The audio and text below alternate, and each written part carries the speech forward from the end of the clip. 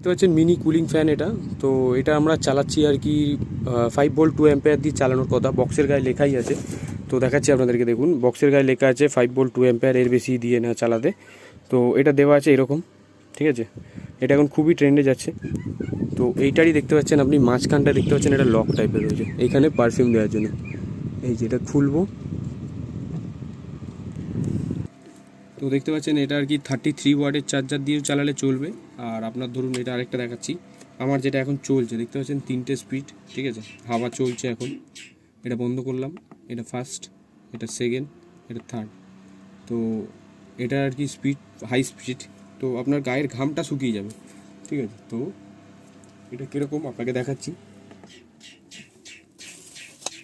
এটা আছে আপনার, এটা চওড়া আছে আপনার ধরুন 8 ইঞ্চি, ওই ধরুন 7.5 8 ইঞ্চি মতো। আর এটা আছে ধরুন